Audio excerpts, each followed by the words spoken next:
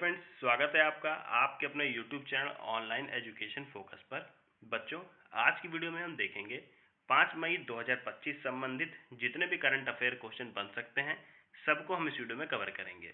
तो चलिए शुरू करते हैं आज का वीडियो अच्छी लगे तो वीडियो को लाइक करिएगा, शेयर करिएगा, चैनल को सब्सक्राइब करिएगा, बेल आइकन को प्रेस करिएगा। देखिए, फर्स्ट क्वेश्चन है, गुजरात स्थापना दिवस कब मनाया जाता है? ए 26 जनवरी, बी 15 अगस्त, सी 1 मई, डी 5 जून। राइट आंसर है ऑप्शन सी, 1 मई। देखिए, गुजरात स्थापना दिवस हर वर्ष 1 मई को मनाया जाता है। यह दिन वर्ष 1960 में गुजरात राज्य के गठन की स्मृति में मनाया जाता है, जब बॉम्बे राज्य को भाषाई आधार पर विभाजित किया गया था। महागुजरात आंदोलन के परिणाम स्वरूप यह गठन हुआ, जिससे गुजराती भाषी जनता की सांस्कृतिक और प्रशासनिक पहचान को मान्यता मिली। देखिए, अगला प्रश्न है, महाराष्ट्र स्थापना दिवस किस वर्ष पहली बार मनाया गया था? ए 1956 में, बी 1960 में, सी 1965 में, डी 1972 में। राइट आंसर है ऑप्शन बी, 1960 में। देखिए, महाराष्ट्र दिवस, जिसे महाराष्ट्र दिन या महाराष्ट्र स्थापना दिवस भी कहा जाता है, हर वर्ष 1 मई को मनाया जाता है। यह दिन वर्ष 1960 में महाराष्ट्र राज्य के गठन की स्मृति में मनाया जाता है। महाराष्ट्र का गठन बॉम्बे राज्य के भाषाई आधार पर विभाजन के बाद हुआ था, जिससे मराठी भाषी जनता की सांस्कृतिक और राजनीतिक आकांक्षाओं को मान्यता मिली। अब देखिए बच्चों, पिछले दोनों क्वेश्चन में पूछा है कि गुजरात का स्थापना दिवस कब मनाया गया और महाराष्ट्र का स्थापना दिवस कब मनाया गया। तो अब हम देख लेते हैं भारत के जितने भी राज्य हैं सबके स्थापना दिवस कब मनाए जाते हैं। देखिए, पहला है आंध्र प्रदेश। इसका स्थापना दिवस 1 नवंबर 1956 को मनाया जाता है। अगला है अरुणाचल प्रदेश। इसका स्थापना दिवस 20 फरवरी 1987 को मनाया जाता है। अगला है असम। इसका स्थापना दिवस 26 जनवरी 1950 को मनाया जाता है। अगला है बिहार। बिहार का स्थापना दिवस 22 मार्च 1912 से मनाया जाता है। अगला है छत्तीसगढ़। इसका स्थापना दिवस 1 नवंबर 2000 से मनाया जाता है। अगला है गोवा। इसका स्थापना दिवस 30 मई 1987 से मनाया जाता है। अगला है गुजरात। इसका स्थापना दिवस 1 मई 1960 से मनाया जाता है। अगला है हरियाणा। इसका स्थापना दिवस 1 नवंबर 1966 से मनाया जाता है। अगला है हिमाचल प्रदेश। इसका स्थापना दिवस 25 जनवरी 1971 से मनाया जाता है। नेक्स्ट है झारखंड। इसका स्थापना दिवस 15 नवंबर 2000 से मनाया जाता है। अगला है कर्नाटक। इसका स्थापना दिवस 1 नवंबर 1956 से मनाया जाता है। अगला है केरल। इसका स्थापना दिवस 1 नवंबर 1956 से मनाया जाता है। और अगला है मध्य प्रदेश। इसका स्थापना दिवस भी 1 नवंबर 1956 से मनाया जाता है। अगला है महाराष्ट्र। इसका स्थापना दिवस 1 मई 1960 से मनाया जाता है। मतलब गुजरात और महाराष्ट्र दोनों के स्थापना दिवस 1 मई 1960 से मनाए जाते हैं। और यहाँ पे कर्नाटक, केरल और मध्य प्रदेश के स्थापना दिवस 1 नवंबर 1956 से मनाया जाता है। अब देखिए, अगला है मणिपुर। इसका स्थापना दिवस 21 जनवरी 1972 से मनाया जाता है। और मेघालय, इसका स्थापना दिवस भी 21 जनवरी 1972 से मनाया जाता है। अगला है मिजोरम। मिजोरम का स्थापना दिवस 20 फरवरी 1987 से मनाया जाता है। अगला है नागालैंड। इसका स्थापना दिवस 1 दिसंबर 1963 से मनाया जाता है। अगला है ओडिशा। ओडिशा का स्थापना दिवस 1 अप्रैल 1936 से मनाया जाता है। अगला है पंजाब। इसका स्थापना दिवस 1 नवंबर 1966 से मनाया जाता है। अगला है राजस्थान। इसका स्थापना दिवस 30 मई 1949 से मनाया जाता है। अगला है सिक्किम। इसका स्थापना दिवस 16 मई 1975 से मनाया जाता है। अगला है तमिलनाडु। इसका स्थापना दिवस 1 नवंबर 1956 से मनाया जाता है। अगला है तेलंगाना। इसका स्थापना दिवस 2 जून 2014 से मनाया जाता है। अगला है त्रिपुरा। इसका स्थापना दिवस 21 जनवरी 1972 से मनाया जाता है। अगला है उत्तर प्रदेश। इसका स्थापना दिवस 24 जनवरी 1950 से मनाया जाता है। अगला है उत्तराखंड। इसका स्थापना दिवस 9 नवंबर 2000 से मनाया जाता है। अगला है पश्चिम बंगाल। इसका स्थापना दिवस 20 जून 1947 से।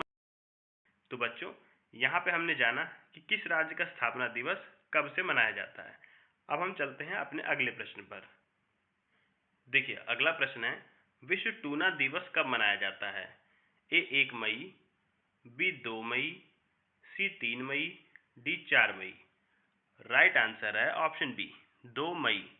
देखिए, विश्व टूना दिवस हर साल 2 मई को संयुक्त राष्ट्र के समर्थन में मनाया जाता है, जिसका उद्देश्य वैश्विक खाद्य सुरक्षा, आर्थिक विकास और समुद्री जैव विविधता में टूना मछली के महत्व को उजागर करना है। यह दिन टूना प्रजातियों के अत्यधिक दोहन पर चिंता व्यक्त करता है और सतत मत्स्य पालन की वकालत करता है। अब देखिए बच्चों, बात हुई है दिवस की, तो मई माह से संबंधित जितने भी दिवस हैं सबको एक बार देख लेते हैं। देखिए, पहला है अंतर्राष्ट्रीय श्रमिक दिवस, ये 1 मई को मनाया जाता है। अगला है विश्व प्रेस स्वतंत्रता दिवस, जो कि 3 मई को मनाया जाता है। अगला है विश्व हाथ स्वच्छता दिवस, 5 मई को मनाया जाता है। अगला है विश्व हास्य दिवस, ये भी 5 मई को मनाया जाता है। अगला है विश्व एथलेटिक्स दिवस, ये 7 मई को मनाया जाता है। अगला है विश्व रेड क्रॉस दिवस, 8 मई को मनाया जाता है। अगला है राष्ट्रीय प्रौद्योगिकी दिवस, 11 मई को मनाया जाता है। अगला है विश्व प्रवासी पक्षी दिवस, ये भी 11 मई को मनाया जाता है। अगला है अंतर्राष्ट्रीय नर्स दिवस, ये 12 मई को मनाया जाता है। अगला है अंतर्राष्ट्रीय परिवार दिवस, ये 15 मई को मनाया जाता है। अगला है अंतर्राष्ट्रीय प्रकाश दिवस, ये 16 मई को मनाया जाता है। देखिए, अगला है विश्व दूरसंचार दिवस, ये 17 मई को मनाया जाता है। अगला है अंतर्राष्ट्रीय संग्रहालय दिवस, ये 18 मई को मनाया जाता है। अगला है विश्व मधुमक्खी दिवस, ये 20 मई को मनाया जाता है। अगला है विश्व माप विज्ञान दिवस, ये भी 20 मई को मनाया जाता है। अगला है आतंकवाद विरोधी दिवस, ये 21 मई को मनाया जाता है। अगला है अंतर्राष्ट्रीय चाय दिवस, ये भी 21 मई को मनाया जाता है। अगला है अंतर्राष्ट्रीय जैव विविधता दिवस, ये 22 मई को मनाया जाता है। अगला है विश्व कछुआ संरक्षण दिवस, ये 23 मई को मनाया जाता है। अगला है विश्व थायराइड दिवस, 25 मई को मनाया जाता है। अगला है विश्व फुटबॉल दिवस, ये भी 25 मई को मनाया जाता है। अगला है अंतर्राष्ट्रीय गुमशुदा बाल दिवस, ये भी 25 मई को मनाया जाता है। अगला है अंतर्राष्ट्रीय एवरेस्ट दिवस, ये 29 मई को मनाया जाता है। अगला है विश्व तंबाकू निषेध दिवस, 31 मई को मनाया जाता है। तो बच्चों, यहाँ पे हमने मई माह से संबंधित जितने भी दिवस बन सकते थे सबको देख लिया। मैं आशा करता हूँ अगर यहाँ से एग्जाम में प्रश्न बनता है तो आपसे छूटेगा नहीं। तो हम चलते हैं अब अपने अगले प्रश्न पर। देखिए, अगला प्रश्न है, भारत निर्वाचन आयोग ने किस शहर में चुनाव अधिकारियों के लिए क्षमता निर्माण कार्यक्रम शुरू किया? ए पटना, बी लखनऊ, सी नई Delhi, D Chandigarh. Right answer है ऑप्शन सी नई दिल्ली। देखिए, भारत निर्वाचन आयोग यानी इलेक्शन कमीशन ऑफ इंडिया ने 30 अप्रैल 2025 को नई दिल्ली में बिहार, उत्तर प्रदेश, दिल्ली और हरियाणा के 369 जमीनी स्तर के चुनाव अधिकारियों के लिए 2 दिवसीय क्षमता विकास प्रशिक्षण कार्यक्रम शुरू किया। देखिए, अगला प्रश्न है, सुप्रीम कोर्ट ने केवाईसी प्रक्रिया को किस वर्ग के लिए समावेशी बनाने का निर्देश दिया? ए वरिष्ठ नागरिकों के लिए, बी दिव्यांग व्यक्तियों के लिए, सी किसानों के लिए, डी महिलाओं के लिए। राइट आंसर है ऑप्शन बी दिव्यांग व्यक्तियों के लिए। देखिए, सुप्रीम कोर्ट के एक महत्वपूर्ण निर्णय में डिजिटल केवाईसी नियमों में संशोधन की आवश्यकता पर जोर दिया गया है, ताकि उन्हें विकलांग व्यक्तियों, विशेष रूप से दृष्टिहीनता और चेहरे की विकृति जैसे एसिड अटैक पीड़ितों से प्रभावित लोगों के लिए अधिक सुलभ बनाया जा सके। देखिए, अगला प्रश्न है, मराठा योद्धा रघुजी भोसले की तलवार किस देश से भारत लाई गई? A France, B America, C UK, D Germany. Right answer है ऑप्शन सी यूके। देखिए, महाराष्ट्र सरकार ने 29 अप्रैल 2025 को लंदन में हुई नीलामी में मराठा योद्धा रघुजी भोसले प्रथम की ऐतिहासिक तलवार को 47.15 लाख रुपए में खरीदा। यह तलवार मराठा वीरता और विरासत की प्रतीक है। इसे फिरंगी शैली में बनाया गया है, जिसमें यूरोपीय प्रकार की एक धार वाली ब्लेड, सोने की सजावट और देवनागरी लिपि में शिलालेख है। रघुजी भोसले प्रथम ने मराठा साम्राज्य को सुदृढ़ करने और पूर्व मध्य भारत में उनका विस्तार करने में महत्वपूर्ण भूमिका निभाई थी। देखिए, अगला प्रश्न है, ग्रीनफील्ड NH6 कॉरिडोर किन 2 राज्यों को जोड़ेगा? ए असम और अरुणाचल प्रदेश, बी मिजोरम और त्रिपुरा, सी मेघालय और असम, डी नागालैंड और मणिपुर। राइट आंसर है ऑप्शन सी मेघालय और असम। देखिए, शिलांग सिलचर ग्रीनफील्ड कॉरिडोर परियोजना एक रणनीतिक अवसंरचना पहल है जिसका उद्देश्य पूर्वोत्तर भारत, विशेष रूप से मेघालय और असम के बीच संपर्क बेहतर बनाना है। यह 4 लेन वाली नियंत्रित प्रवेश हाईवे है जो 166.80 किलोमीटर लंबी है और मुख्यतः पहाड़ी इलाकों से होकर गुजरती है। यह परियोजना पीएम गति शक्ति राष्ट्रीय मास्टर प्लान और आत्मनिर्भर भारत अभियान के तहत लाई गई है।